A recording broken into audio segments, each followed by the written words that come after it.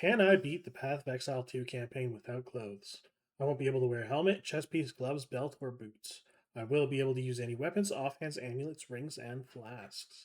I'm going to run a minion build with Scepter to empower my minions and a shield that will help me hide my junk, and hopefully will make up for the lack of armor evasion and energy shields I will be missing.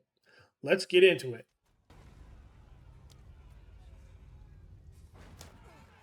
What? The witch is escaping! Kill her!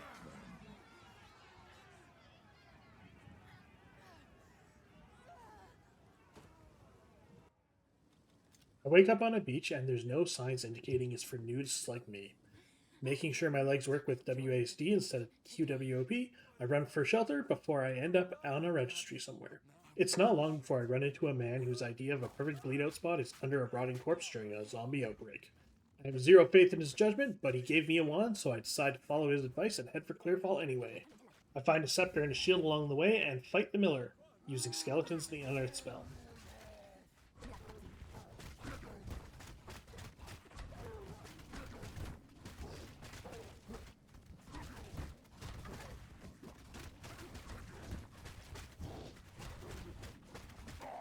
The Miller fight takes about a minute and poses very little challenge, but it's already balanced around not having any gear. Please come. I talk to Brenly, who gives me a skill gem and a quest to fight the giant worm. I sell the junk that won't be covering my junk, and I cut the skill gem into contagion. That'll be useful. Till next time.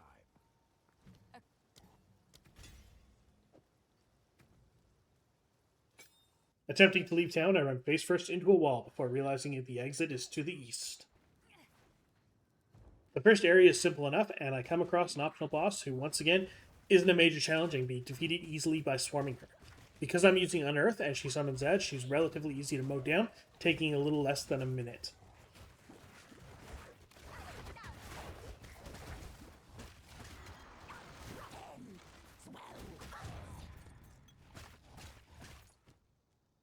I take my second skill, leaning into minion damage, since minions don't have bits large enough to make me feel self-conscious.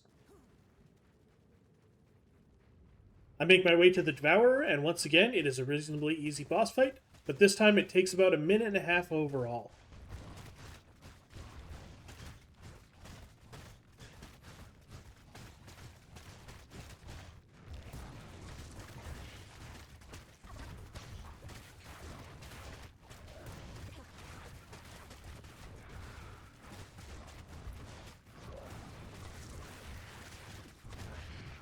The next important quest I need to complete is to break the runes holding the hooded figure.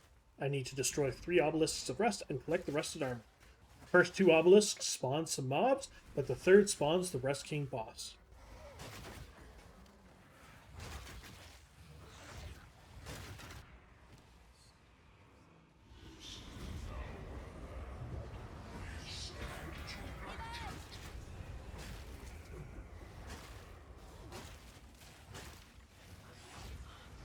The Rust King is fairly easy and taking about 40 seconds overall now that I have a few more talents and some upgraded gems.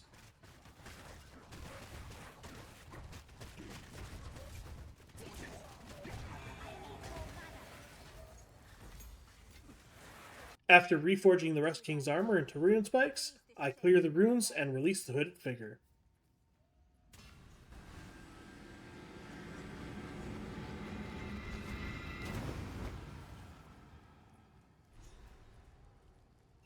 He's unconscious.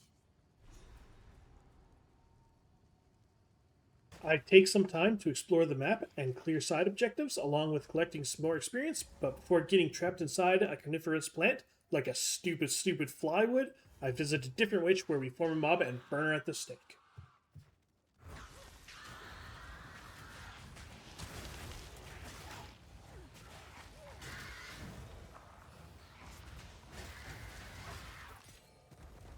You tarried too long, dear sister. No. I return to the carnivorous plant and trigger it on purpose. What a beautiful monstrosity.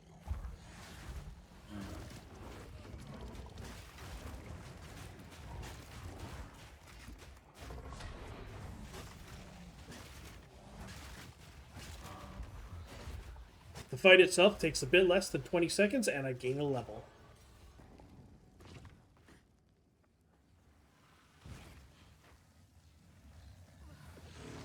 After clearing the Grellwood, I enter the Mud Burrow and fight the Rotten Druid.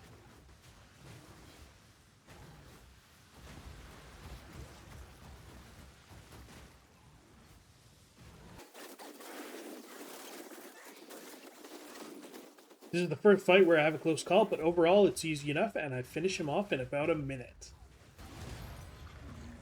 I exit the Mud Burrow and reach the crypts where I need to find 2 halves of a key to proceed. While clearing the crypts, I find a legendary weapon. It's a fist on a pole. I use Identify Scroll and reveal it to be the reason your mom makes 3 figures on OnlyFans. Immediately after, I find the Tomb of the Consort, which explains why there's a fist on a stick in the middle of a graveyard.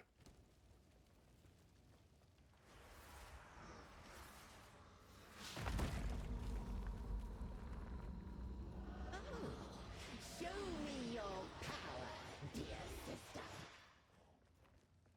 I find the Praetor's Consort, and despite a few stressful moments, the fight lasts a bit less than a minute.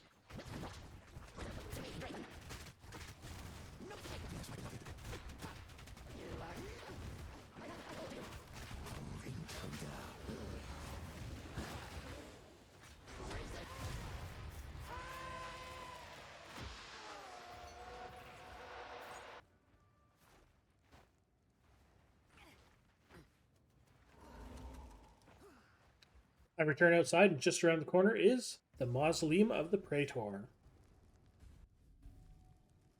I find my way to the boss and ask him how he feels about playing second fiddle to a stick.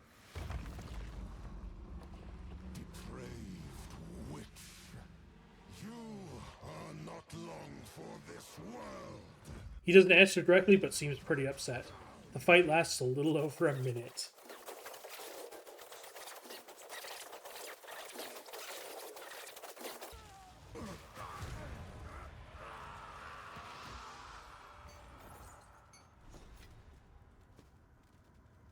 You threw my eye.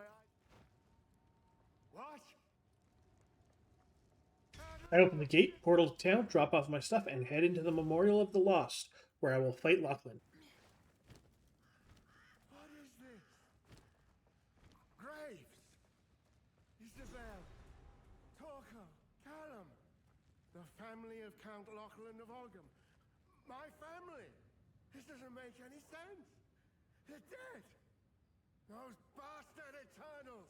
I must make them pay. I must make them suffer. Emerge!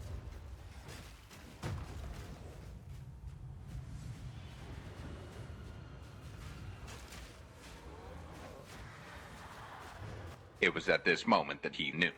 He fucked up. I make the mistake of trying to block an attack, but the attack triggers an AoE next to me. The shield is in front of me, and that is where the problem lies. I die, and my character is no longer hardcore. Join me in the next video where I'll continue further into Act 1, attempting to complete the main story without wearing any clothes. Like and subscribe for updates, or follow me on Twitch to watch my stream live.